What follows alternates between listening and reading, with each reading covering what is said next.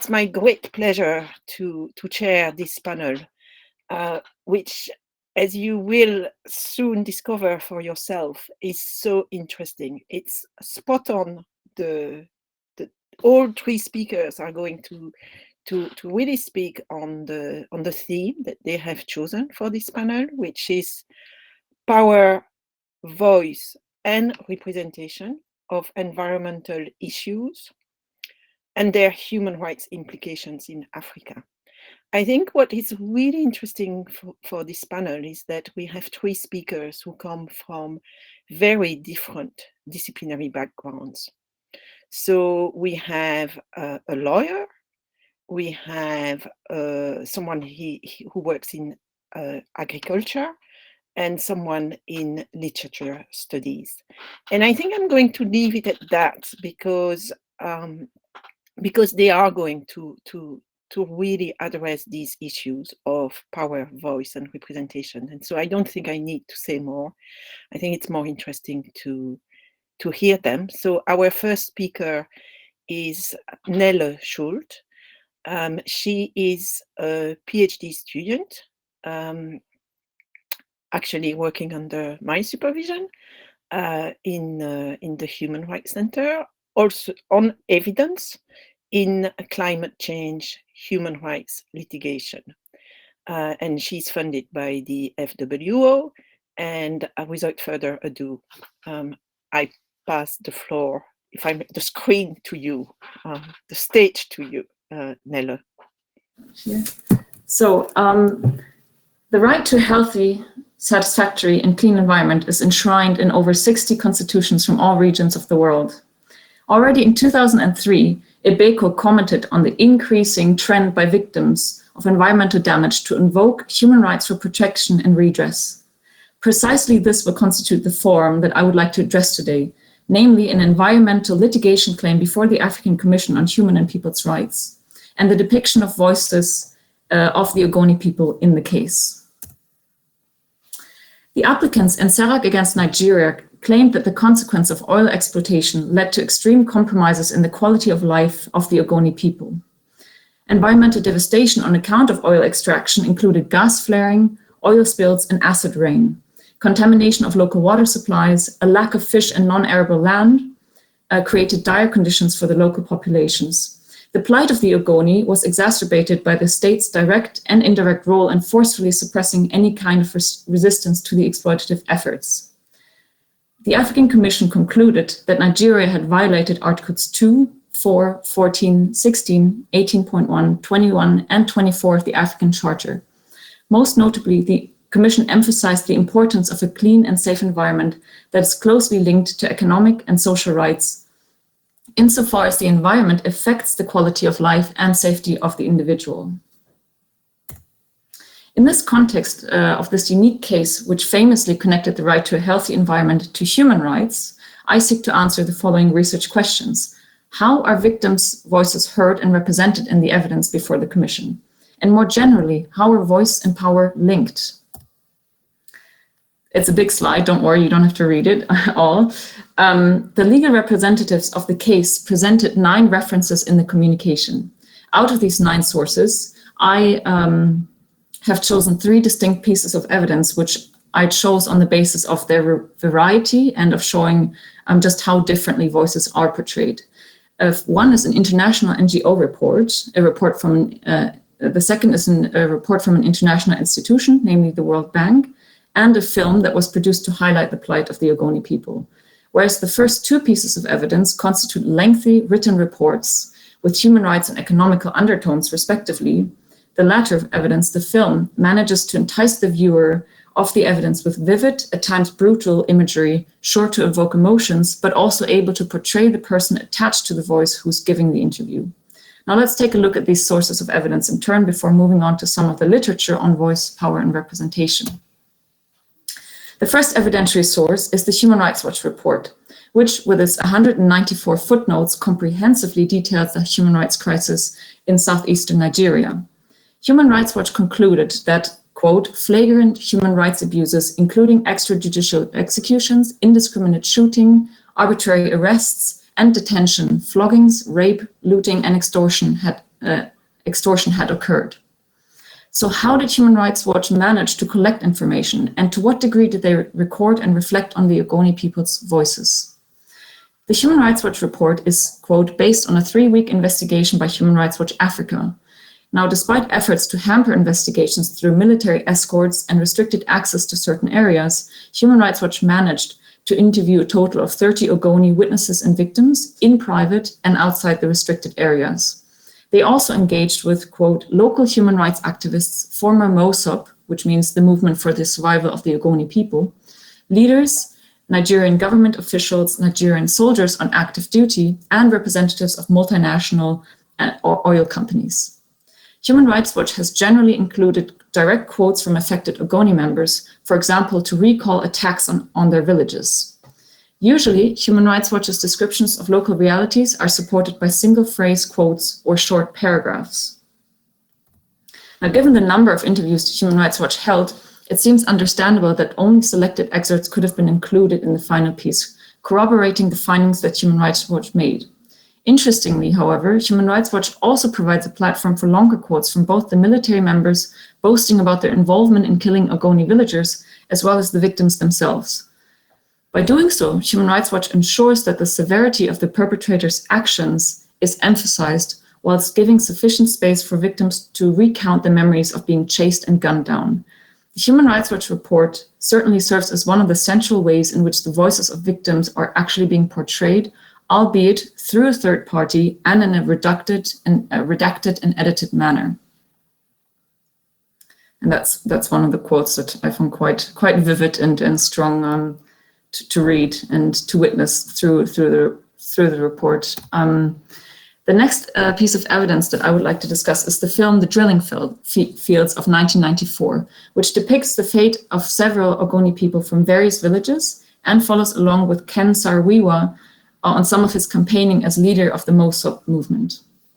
In one scene, for example, Saro-Wiwa walks on a deserted landscape and exclaims, "What we are walking on now is crude oil, not soil." And actually in that photo, that's the scene. I took it from the film. "This land is lost forever. For the next 1,000 years, nothing is going to grow here." Similarly to the Human Rights Watch report, witnesses of the attacks on Ogoni people get to speak in the film.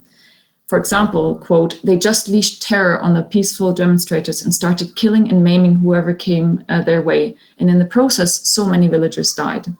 In some of the most brutal scenes of the film, cut off limbs and dead bodies are shown. All in all, the film creates a sense of dramatic urgency, depicting oil spills, flare-ups, and pipelines crossing through villages. The commentary of the film also emphasizes the stark contrast between the violence used by the military and the means of protest by the Ogoni people, creating the impression of a David against Goliath feud, the peaceful versus the violent, the strong, powerful, and wealthy against the uneducated villagers.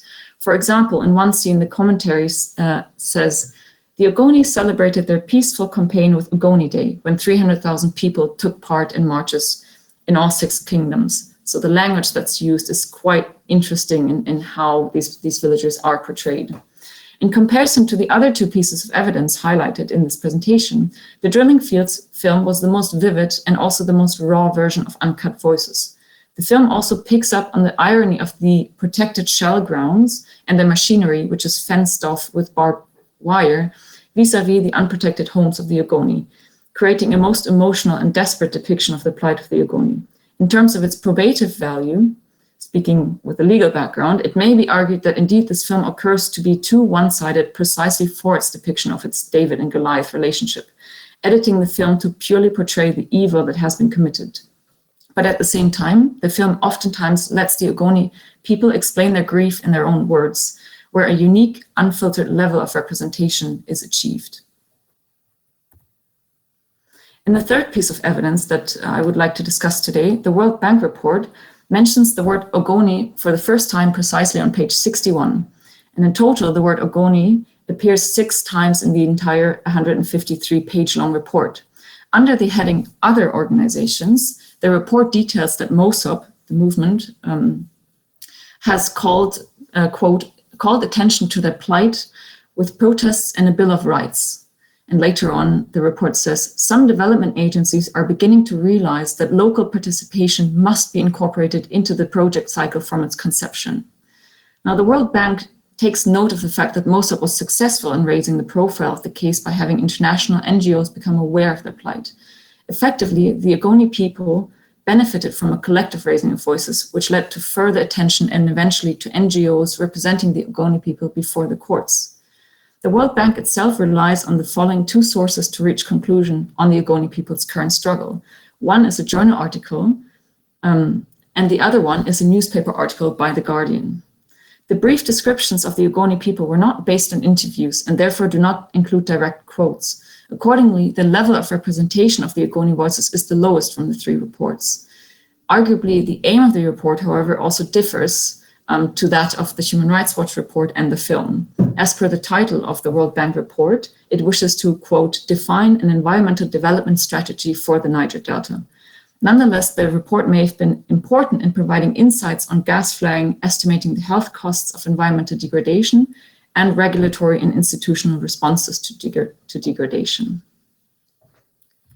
Next, I would like to discuss some of the literature I've read to better understand how individuals and groups or institutions have used their voice to represent specific causes and how that has led to empowerment of the marginalized.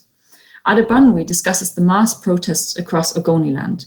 Two influential sources are pointed out that significantly drove public discourse on the Ogoni people's struggle. Firstly, newspapers, and secondly, key individuals. The first influential voice appeared in the form of the Nigerian press, which, quote, set the tone and tenor of the Ogoni struggle for equity, freedom, and justice, becoming one of the major sites in which the battles were fought. In this context, two distinct strands or voices appeared in the newspapers, namely the establishment and the anti-establishment voices. The southern strand, the Lagos-Ibadan axis, it advocated, quote, fairness, equity, justice, whereas the northern press supported the status quo. According to Adebanwi, these papers gave voice to the agitations of the minorities against dominant groups. Adebanwi explains that the goal of a dialectic discourse is the discovery, revelation, and presentation of truth, whereby truth refers to the separation between fact and fiction. In the Sara case, it remains unclear whether the African Commission itself engaged in a separation of fact and fiction. What is known is that the Commission conducted a fact-finding mission to Nigeria. Given that both narratives, those supporting the resistance movement of the Ogoni people and those supporting the government's economic development narrative, existed in the public sphere, it would have been interesting to see the Commission grapple with those two distinct voices. The Commission did not comment further on how it went about its fact-finding mission, so it remains unclear. It may have helped, however, that the Ogoni people's narrative gained, quote, recognition and validity at the international stage. For this, local actors such as Ken Saro-Wiwa played a key role. Adebanwi describes Ken Saro-Wiwa as a writer, poet, publisher, newspaper columnist, television producer, and president of the Association of Nigerian Authors. Saro-Wiwa was set to create links between local voices and narratives and the international actors and organizations. He engaged with institutions such as the UN, CERD, the World Conference of Indigenous Peoples, the Unrepresented Nations and Peoples Organization, the British Parliamentary Human Rights Group, Amnesty International, the Greenpeace Organization, and the London Rainforest Action Group.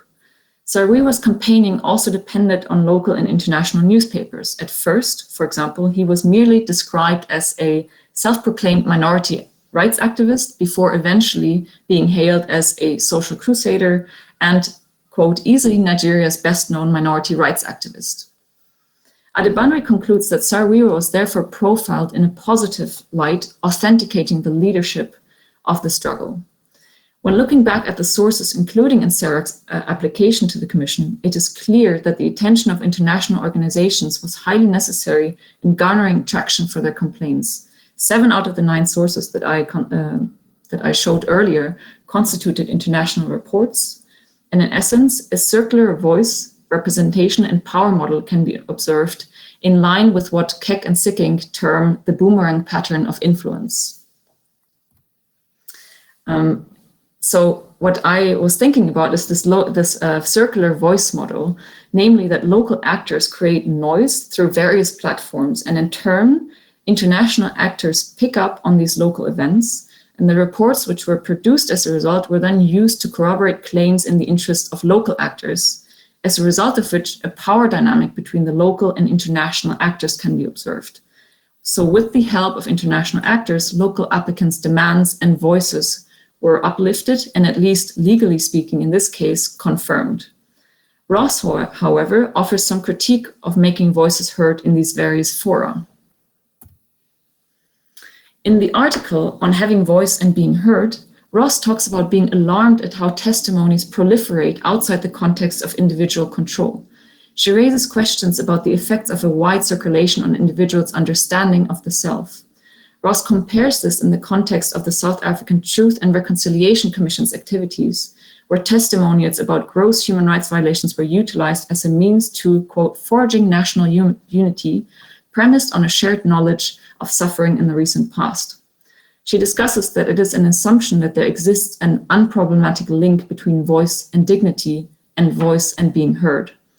Yet the flip side to this assumption is that several aspects had not been considered. For example, what sense of self is left when personal testimony becomes public? It could be that testimonies and stories drown in a sea of voices and stories, and that stories inevitably go through a shape-shifting process whereby every retelling, every forum, and every listener creates a novel version of events, thereby unleashing an autonomous force far removed from the original author and their testimony. Ross also voices concern that the very process also transformed experience into testimony/story and thence into social fact, which is open to discussion and disputation. When applying this critique to the present case, it becomes apparent that the legal representatives in the case already add a first refractory lens on the victims' original stories. In the Ogoni case, a large international NGO represented the Ogoni people. Now, when legal representatives take on a case and present selected facts as deemed relevant in the legal forum, according to Ross's theory, the proliferation of testimony outside the victim's own control leaves victims without a possibility of voicing their own version of events. In essence, the victim is entirely reliant upon its representative to explicate their voice correctly. With the international attention on the Ogoni case, narratives of victims often, therefore, could become homogenized in media coverage, and the complexity of testimonies and rich performative context and contents were often reduced. In this context, another question yet arises. How adequately can we address the victimization of an indigenous community, such as the Ogoni, by the dominant, namely the Western imperialist corporations, in a formally considered post-colonial state, yet through a Western-inspired legal framework? Burns, Deligio, Kotewiwa, and Ryerson, in their contribution called We All Stand Before History, address the phenomenon of ahistoricity, namely that the assumption that Western epistemologies are rooted in objective and neutral scientific knowledge that transcends boundaries. Yet all of the epistemologies are born out of historical contexts that ought to be acknowledged. In the context of the Serek against Nigeria case, Burns et al. And the other authors point out that Nigeria's colonial history enabled Shell to set up its system of abuse and act with impunity in Nigeria in the first place, which is something that's obviously not mentioned in this present legal case. Accordingly, they summarize that the centuries of centering Western epistemologies globally, the lived experiences and beliefs of victims of Western hegemony are translated through a Western lens to appeal to Western sensibilities. As such, the Ogoni face delegitimization at every level, social, cultural, and economic. The legal avenue similarly may not appeal to create an environment in which the voices of the applicants are genuinely heard. Yes? Yes, I'm almost at my conclusion. Sorry. So by refusing to participate, the legal avenue similarly may not appeal to create an environment in which the voices of the applicants are genuinely heard and in which representation leads to power and empowerment. This can be witnessed when taking note of the fact that Nigeria, albeit a brief note verbal, did not get involved in the Sarah case. By refusing to participate in the process, the voices of the Ogoni people had still not been heard by the perpetrators. The lack of implementation of the decision could be described, therefore, as a void or an empty pit into which the Ogoni people people's voices were projected, only to be met by silence. So to round up quickly, in conclusion, a circular model of evidence has helped to raise, at least to a certain extent, the voices of the people. Local activists such as the leader and writer Ken Saro-Wiwa have long advocated for the rights of the people and highlighted their plight.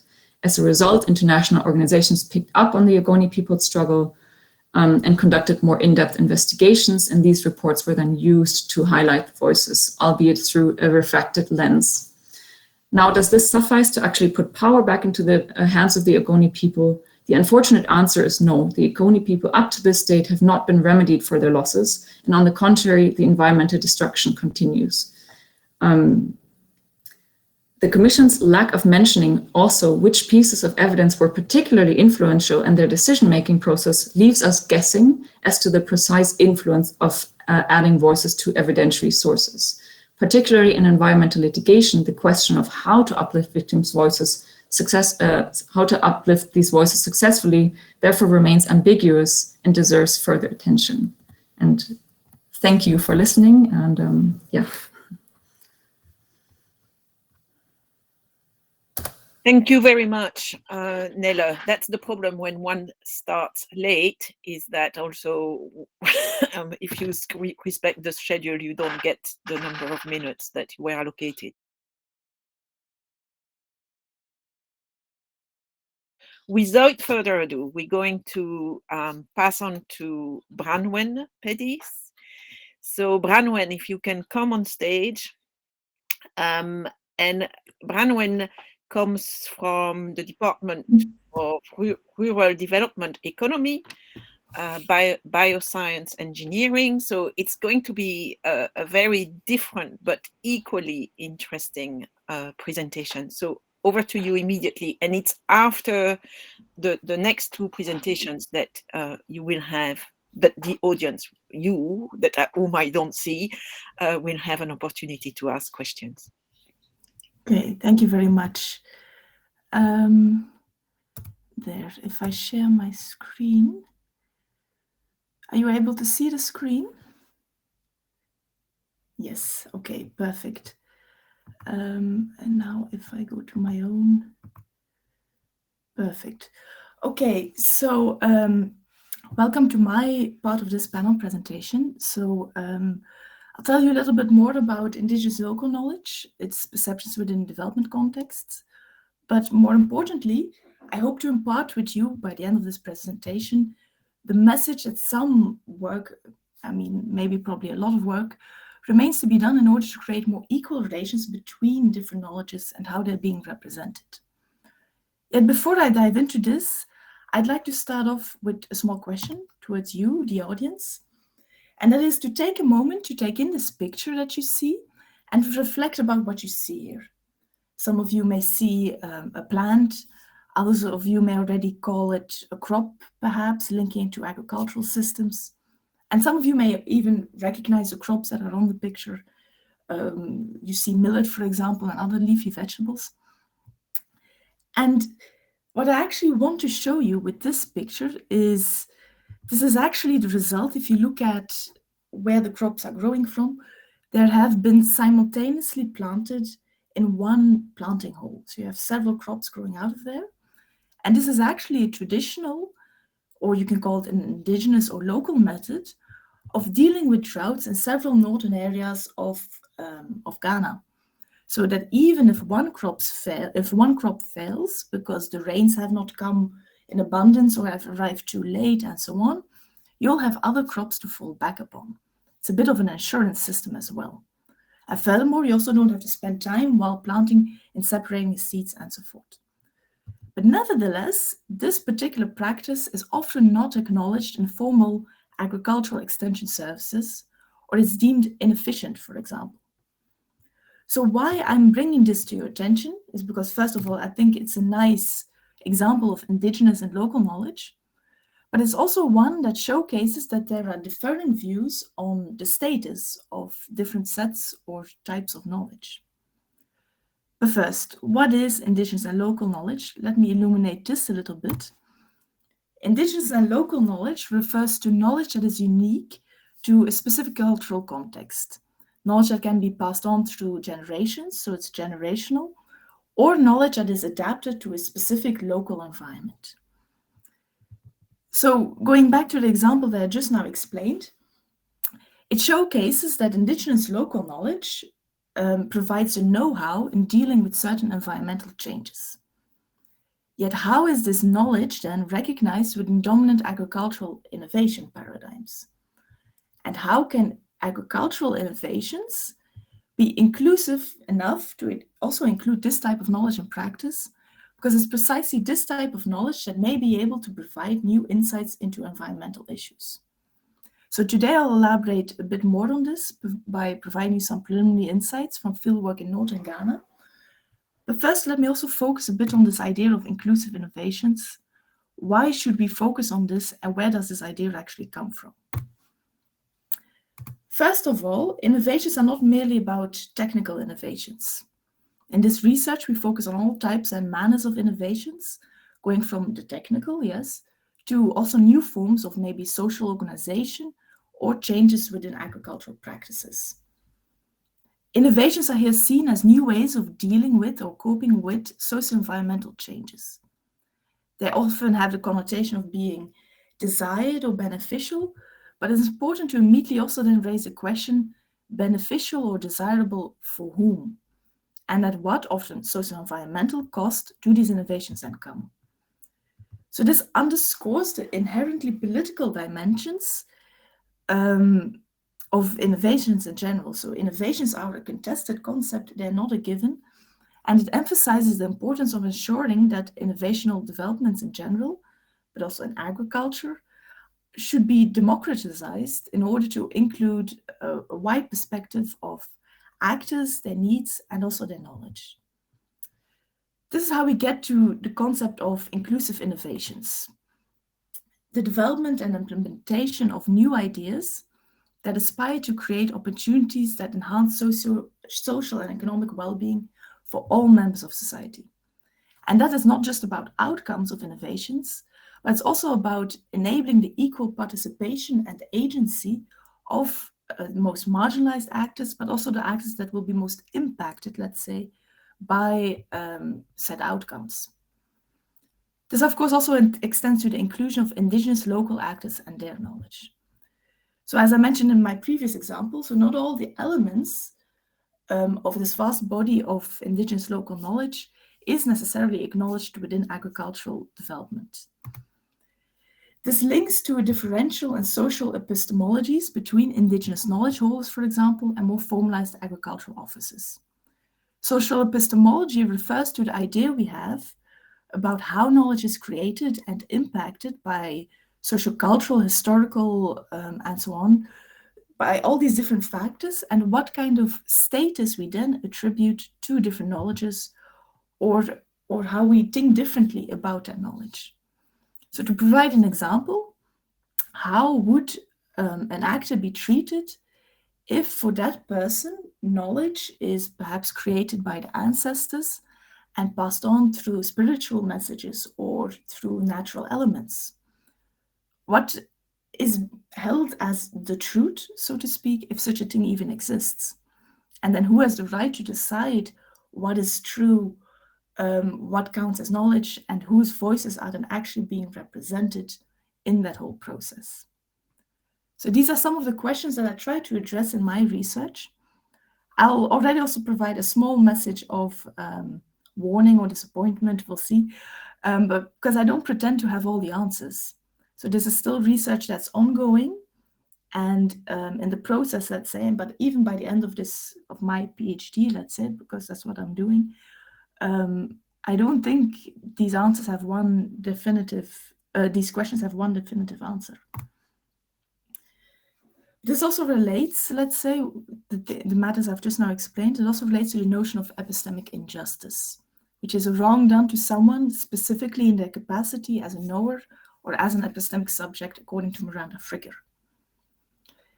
Epistemic injustice is something that we need to keep in mind when developing innovations and also thinking about inclusive innovations, in the sense that it's not just about inclusion, but it's also about attributing due recognition, respect, and justice to other knowledge or knowledges or epistemic communities, such as indigenous local knowledge. It's about acknowledging who is actually calling the shots, and is then, in other words, inherently linked to the issue of power. Power in the sense of structural factors that affect one's power to influence decision-making about agricultural innovation developments, and so on. So in other words, and here I'm repeating myself a little, again, whose and which voices are being represented within this dominant agricultural innovation paradigm, and then specifically for the case of Northern Ghana in my study. And can this paradigm actually accommodate different worldviews and ways of knowing, amongst which those of indigenous local knowledge holders?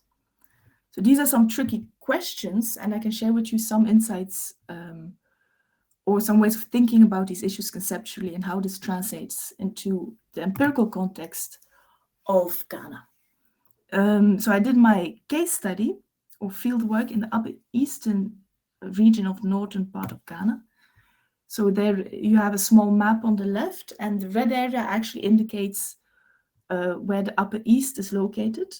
So it's completely to the north and borders with Burkina Faso. In this case study, there was a focus on the perceptions of indigenous local knowledge, innovations, and inclusive development by a diversity of stakeholders related to the agricultural sector. And then also questioning how is that indigenous local knowledge now represented in relation to innovation processes. Yeah. The focus on migrant farmers, that's what was also mentioned in my title. That won't be yet the focus of this case study. That's something that will come up in upcoming fieldwork. Looking at how is their knowledge actually transported to new contexts? How is that adapted and so on? So basically asking the question, how local is indigenous local knowledge?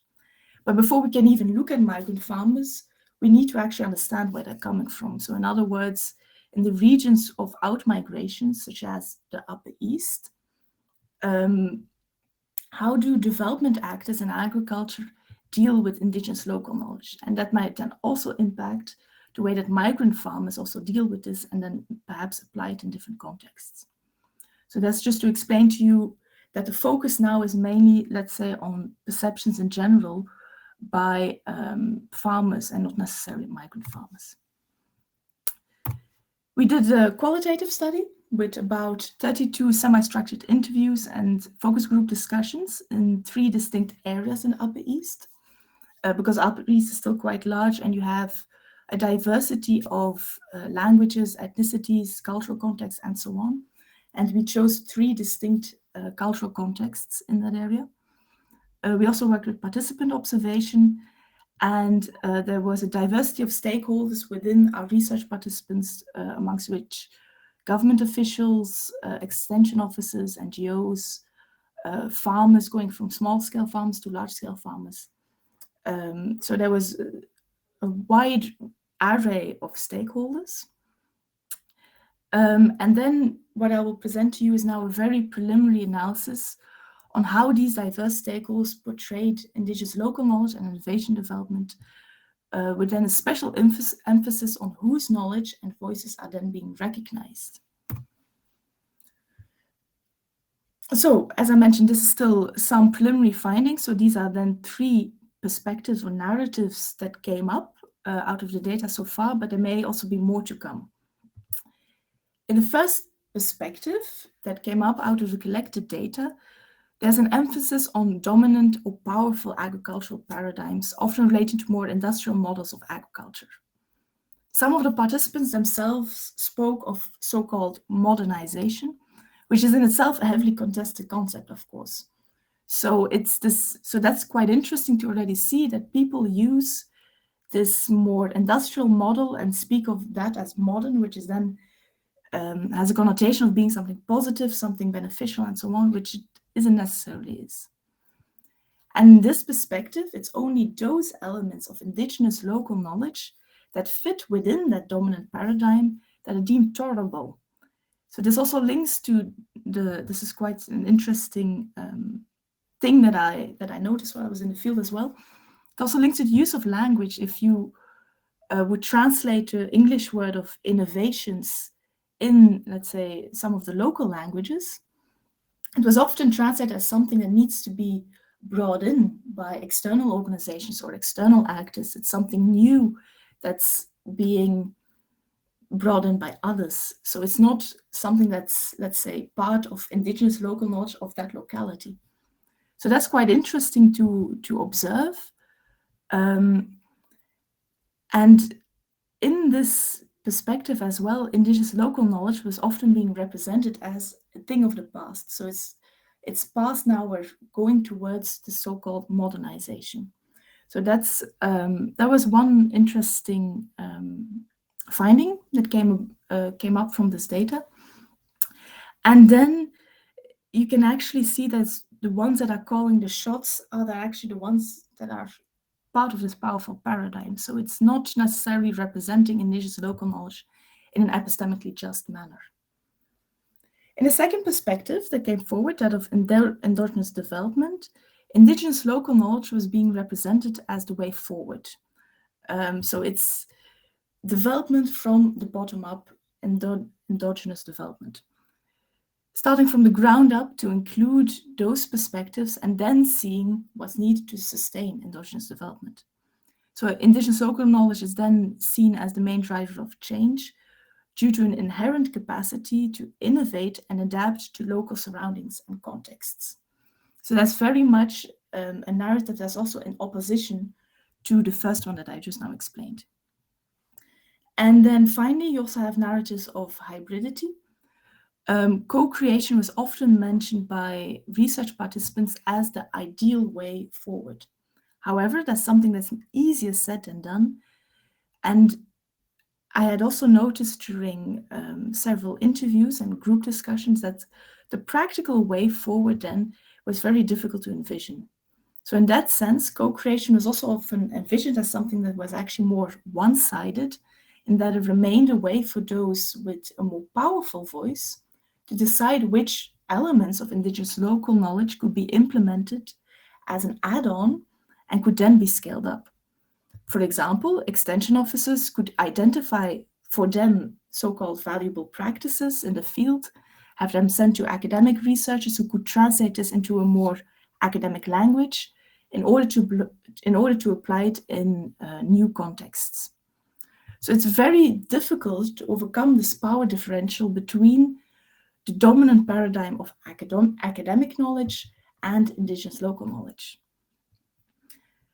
So in practice, in this case, accommodating different worldviews given this influential academic paradigm is extremely difficult, and we still need to identify cases in upcoming research or in this PhD still that showcase good practices or so-called good practices and possible ways of overcoming this power differential.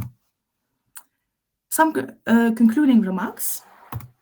So more often than not, indigenous local knowledge is not recognized on an equal level as more academically rooted knowledges and practices, something which is not a new finding, but it's also interesting to see that yet again, this still applies to the case of Northern Ghana. And I can only also repeat what, if you have listened to our keynote speaker, he also mentioned that indigenous local knowledge systems need to be acknowledged and valued, but accommodating different worldviews and epistemologies takes a radical rethinking of approaches to decision-making and, if I may add, also research. Participative approaches need to be more widespread, which is something that still takes time, despite even in the international NGO scene, you have this increasing participation paradigm, for instance. So it's also not just about participation in that sense, it's also about what I had mentioned about epistemic justice and equal representation of different knowledges. Finally, I would like to conclude as well by linking this to the right to knowledge and knowledge sovereignty. The right to your own cultural practices and associated knowledge systems, and then also associated with that, the right to decide how that knowledge moves forward or what happens with it. how it's included in innovation processes, which aspects are taken up, which not. Those who are affected or have the highest stake should have a voice in that process that's included on an equal basis. Yet how exactly this takes shape and can be implemented is something that, I admit, is something that we still need to elaborate upon in upcoming analysis and further fieldwork. So thank you very much for your attention, and I will conclude my presentation here. Thank you very much, Branwen. It was fascinating as well. And I mean, we can see how, where different speakers kind of address different case studies, but they all have to do with how human beings interact with the environment, and then how, as they do that, what kind of representation comes up. And now we're still going to hear about voice, representation, and power in relation to environmental issues, but this time from French literature perspective. So over to you. Our speaker is called Sara Buekens, and like the previous speakers, she has 20 minutes. We look forward to your presentation. Even though waste is considered as a global issue, its management is especially problematic in African countries. In Madagascar and Mauritius, it is primarily in the suburbs on the outskirts of large cities that the waste problem is the most acute. Large quantities of household waste, obsolete objects, scrap metal, plastic packaging, cans, cardboard, and excrement are piled up in the streets and at dumps that greatly exceed the space provided. In Madagascar, for example, the Indigenous dump, also called the City of Flies, is the only landfill in Tenerife, located about 10 kilometers from the city center and covering an area of 18 hectares or 5 kilometers more than the authorized limit. Every day, 800 tons of waste are added to this pile without any containment system or water treatment. But we shouldn't forget that in addition to the purely environmental problems, such as the loss of landscape diversity and aesthetic degradation, the overwhelming presence of waste also affects the bodies and the living conditions of human beings who inhabit these places. The waste contaminates the soil, rivers, and groundwater, while the odors, toxic gases, and invasions of rats and insect pests complicate the lives of the residents of the garbage-filled suburbs and neighborhoods close to the landfills. By constituting a threat to public health, the alarming problem of waste gives rise to human rights violations. The International Institute for Environment and Development declared that the principles of human rights, the right to life and the right to development, cannot be realized in the absence of the right to a healthy environment, and that states should at all times take measures to reduce wasteful processes of production and patterns of consumption. However, we note that it has taken some time before legislative texts which explicitly establish the link between environmental problems and human rights have emerged in a structured and coherent manner. Indeed, in 1989, the Basel Convention on the Control of Transboundary Movement of Hazardous Wastes and their Disposal shows itself aware of the risk of damage to human health, but it focuses only on hazardous wastes and not on the dumping of common materials, solid waste, or household waste. If literature has long highlighted the relationship between geographical marginality, such as the urban periphery, and social marginality, recently environmental narratives added a third factor to this concordance, namely the presence of waste and dumps. This urges us to consider the question of waste not only in terms of an isolated, purely environmental issue, but also in terms of an interaction between ecological problems, life conditions, social injustice, and environmental human rights. The flow of waste is moving downwards from the most privileged geographical areas to socially and economically disadvantaged areas, both on a global scale and at the level of national economies. Like waste, the inhabitants of the suburbs are the results of an expression, occupants of a reality that is characterized by its undesirable, even unspeakable character. How does literature represent these ecological problems and the social injustices that result from them? How does literary discourse, with its specific rhetorical strategies, its aestheticizing writing style, and its essentially fictional nature, so how does literature take into account this part of reality that is often relegated to invisibility and considered unattractive without, however, derealizing, distorting, or idealizing it? Indeed, figures of speech, such as metaphors, personification, or zoomorphism, are capable of arousing empathy of the reader, immersed in the story world and following closely the movements and feelings of the characters. But do these aesthetic procedures not precisely obscure the authenticity of the experiences of the people who live in the circumstances that are depicted? Through their sensitivity to the ecological problems that haunt the places where they were born and live, the local writers Jean-Luc Harari-Manan and Ananda Devi, respectively Malagasy and Mauritian, show in their novels and novellas how, through the construction of characters, literature gives a presence to the bodies and voices anchored in the places that are described, and brings to light stories linked to these places, but often ignored because they come from relegated places or underprivileged socioeconomic categories. Do you see me moving on the slides?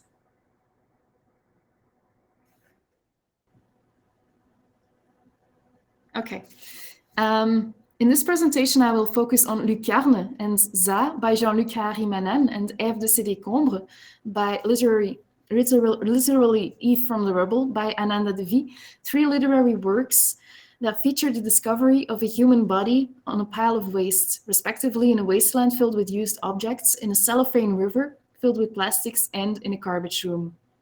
In all three cases, the body belongs to a socially and economically disadvantaged person living in the highly polluted suburbs of a large city. In all three works, the waste lying around in the streets of underprivileged neighborhoods or worn-out consumer objects passed from hand to hand in a state of obsolescence already upon arrival, and finding the end of their life in the waterways and the suburbs. As Ève summarizes, the water transvase mille souvenirs et mille rebuts. Des papiers, des boîtes, de la vaisselle brisée, une odeur de mouroir. La vie du quartier est entraînée par l'eau du ruisseau. The water transfers 1,000 memories and 1,000 scraps, papers, boxes, broken dishes, the smell of a dying place. The life of the neighborhood is carried away by the water of the creek. Harari-Manan and Devi's novels and short stories feature transcorporeal space where body and environment are altered to the same degree by social and political tensions, chemical processes, and economic phenomena such as globalization. Human and natural bodies are intertwined with their human and natural environment, which is never only a background but constitutes the ground of their being that they in turn affect and transform. In Ève de Sédécombre, the animation of matter through the figure of personification leads to images of disease, the characters and their environment being subjected to the same forms of pollution and mutually contaminating each other. The suburb is un univers vérolé, a rotten universe, and you should know that in French the term vérolé is also etymologically linked to and brings to the mind the word vérole, which means syphilis. It's located between the city, which tourne le dos, it turns its back, and the mountain, and is summarized as nos immeubles, nos gravats, nos ordures, l'eczéma des peintures et le goudron sous nos pieds. Our buildings are rubble or garbage, the eczema of the paintings, and the asphalt under our feet. The reciprocal, interactive relationship between human bodies and non-human matter are suggested by the polysemy of the terms that are chosen. In Harari-Manana's work, the environment of the characters is often evoked by the materials of which it is made. Through the figure of metonymy, a figure of speech in which a thing is referred to by the name of something closely related to it or associated to that thing, or a part of that thing, what we call pars pro toto, writers show the individuality of the characters, and it is reduced to the substances of which they are made and to the relationship that these substances have with other materials. To evoke the deplorable state of housing, Harari-Manan let the stars pierce les tôles d'étourdis, the iron sheets of the slums, instead of just talking about the holes in the roofs. Za lives on the rails, which are part of a railroad, and the word goudron, macadam or tar, is used to refer to the asphalt streets with which the characters living on the street have very intimate bodily contact. Not surprisingly, characters who live next to a garbage bin and who sometimes find themselves buried under plastic wrappers and rotten food are themselves reduced to des peaux de cellophane, skins of cellophane. just as the existence of poor children is characterized by the time they spend le dos raclant le ciment rugueux, or by their life on the dilapidated sidewalks where des bétons s'abattent sur la poitrine, concrete slams against the chest. Pars pro toto is also used to express the dehumanizing nature of life in the suburbs and slums where human beings are reduced to an inferior state and human rights to a clean and healthy environment are violated. Thus, by explicitly justifying descriptions that apply the part for the whole, Za shows that the rien que tête, the nothing but heads, owe their name to the total disfigurement of the physical parts of their bodies, leaving only their minds intact. Couverts de pustules et de cloaques, leurs corps ne sont que lésions et plaies. De leur peau, il ne reste que des lambeaux fétides alourdis par la poussière et les saletés. Covered with pustules and dung, their bodies are nothing but lesions and wounds. Of their skin, only fetid shreds remain, weighed down by dust and dirt. The characters are une boîte de vide, deux pieds qui s'en vont, a box of emptiness, 2 feet going away, une espèce de syphilitique, a kind of syphilitic, sang, pu, un hachis de chair humaine, blood, pus, a hash of human flesh, une masse de chair pourrie, a mass of rotting flesh. As soon as a substance or an object is qualified as rubbish or superfluous, a whole range of connotations and symbols come to life and deeply determine our attitude towards this part of our environment. And this qualification is produced essentially through language. As Cyril Arpin explains, waste doesn't exist on itself. It's always on the basis of a judgment, expressed through language and a form of discrimination that is part of an imaginary process, that this or that part of our environment is designated as reject, waste, garbage, rubbish. Thus, by focusing on the modes of appearance of the materials judged obsolete or unclean, literature inevitably questions the lexical and symbolical fields which are related to the sensory and ethical configuration of waste and the representational devices that usually lead to its negative identification and qualification.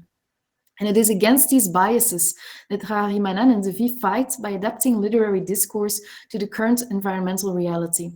If there are two ways of dealing with waste, namely the one that consists in eliminating or destroying it, and the one that aims at making it disappear by recycling and reintegrating it into the circuit of useful materials, the writers engage in the latter approach in order to make the voices of the most deprived of these societies heard. Forms, material and linguistic, signifieds and signifiers, that we most often wish to see doomed to silence, to absence, to the status of nothing for their useless and undesirable character, are explicitly introduced in the text as a sign of the materialism of life. Thus, it is a question of drawing the attention towards these signifiers and signifieds whose reduction in silence is at the origin of many, sometimes violent discriminations. Devi and Raharimanan seek to create a new aesthetic of language that consists in integrating, even poeticizing, words usually associated with waste and all its negative qualifications. They recycle distorted words like obsolete objects, take them to a higher level and assemble them until they form an aestheticizing whole. In the following sentence, the vulgar sense of the full language is completely forgotten thanks to the way in which the writer constructs and organizes the language. Que la queue qu'est encore après quick et que nuit. According to Emmanuel Jean François, it is precisely through this contrast between the horror of the subjects that are treated and the aesthetic expression that envelops them, and through the bringing together of the horrible and the sublime, that the reader experiences a shock effect. Indeed, it is a construction of sounds and alliterations that endows this series of swear words with a poetic value, without actually changing their meaning. The waste is associated with fundamentally aestheticized language constructions, a poetry of pus, of putrefaction. Mélopée des clopes sans clope. The association of slang words in the expression mon bec n'est pas un bic, mon bec n'a pas le bac, conceals a critique of the educational system, while in La clinique clanique, clic clac et couille en cloque, calice bu jusqu'à la liche, Sainte Alice de Padoue, pardonnez-nous. The play of consonances and assonances allows to juxtapose terms belonging to the religious sphere and words designating intimate body parts, not without provoking a humorous effect. By drawing attention, through repetition, to the fort of the worm garce, which means slut, Sade, the character, seeks to draw the poetry out of it. Garce, garce, garce, c'est un beau mot. Through this interplay between the written and the spoken word, between literary discourse and trash talk, the reader listens to human voices emerging from degraded places and shares the sensitive experience of these places and the problems that haunt them in a very particularly direct way. The novels and short stories seize reality and fiction by forging for their characters a language of their own, singular but authentic, which not only allows them to speak of waste but also to catch the materiality of the world. And it is precisely the power of ecologically inspired literature from the Indian Ocean Islands to give right to the singular expression of those who compose an invisible and often undesirable social category by inventing a language, a bundle of images, drawing on various unconventional cultural sources that are then shared between a writer and receivers from all over the world. But this point of view is situated enunciation, is never superior or moralizing, as it is often the case in official or media discourses, but partial and therefore close to testimony. Rather than speaking for the beings who occupy these places, the stories carry their words, which prevents the writers from falling into the traps of the beautiful phrasing, which risks obscuring reality, in favor of the just phrasing. To speak about waste and the body is already to value them, to give them the right to exist. Rahari Manan and De Vie have realized all this by breaking the tendency according to which the literary representation of ecological problems in African countries, deliberately kept out of the media and political field of vision of the global north, ends up in novels that never reach the book market and the academic institutions located in that same global north. De Vie publishes her novels with various prestigious publishers in the literary center of the former colony, including L'Harmattan, Gallimard, and Grasset, and has been awarded several illustrious French prizes, which has exponentially increased the sales of her books in France and in Europe. And the same is true for Rahari Manan, whose plays are touring all over France and whose name appears in numerous manifestos, published in all sorts of European newspapers and magazines, among them the Belgian newspaper Le Soir. Through these stories, narratives, and languages, the writers grant literary power to voices that explain to us, in ways that are both authentic and aesthetic, what it means to live in waste, where the human right to a healthy, safe, and clean environment is fundamentally violated, and where social stigmas usually reduce those who are affected to silence and invisibility. Thank you.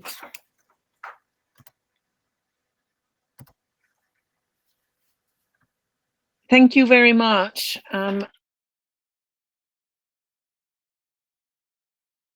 So if Branwen and Nele come on stage, and as we try to figure out how it works to ask question, I will already ask Jean-Jacques, can you speak or can you not? Apparently I couldn't speak without coming on stage, so maybe you cannot either. I think people are supposed to ask their questions in the chat. Okay, so then this is for you, Branwen. Would you recognize that foreign aid, which is largely promoting donors' preferences, stands in the way of hearing the local voices? They are disturbed by foreign aid, getting locals to change their proposals to suit the perceived donor preferences. Yeah, I think that's very much, that's very correct what Mr. Schuldt is mentioning here. So that's the issue of, I personally, that's my personal opinion, of course, I don't think it's possible to really come in, let's say, as a foreign donor institution and overcome, let's say, all of these historic and systemic inequalities, let's say, in a very short process, in a very short time period. And that's often these international donor agencies work on project basis. So it's a limited amount of time. And in that limited amount of time, I think it's not really possible to overcome all of these inequalities and hearing different voices. But I do think you have better ways of doing it and less better ways. And better ways are more towards participatory approaches, where you try and overcome as much as possible, try and really acknowledge the context that you're working with and create a safe space, let's say, to hear all these voices. So indeed, but I do very much agree with what was said there. Okay. There is another question for you again, Branwen. That doesn't mean the other presentation were not just as good, and actually there is someone who is commenting on how original and important and interesting your presentation was, Sara.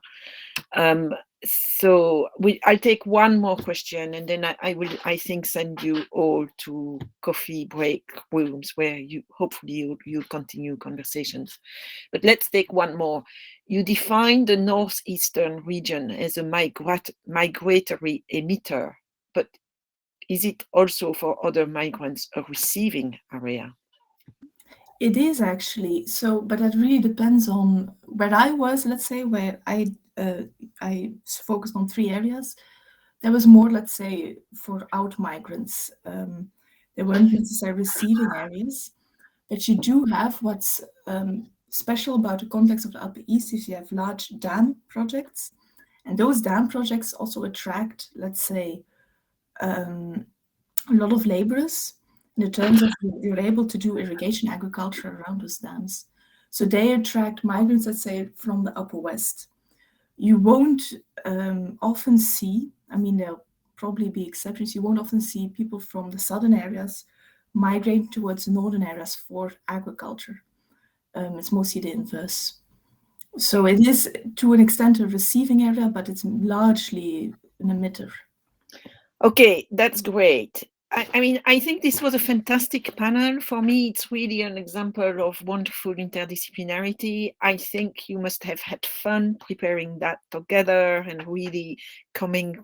I mean, I don't think you knew each other really very well beforehand. So really, you know, this is, this has been fantastic for us, but I think fantastic for you.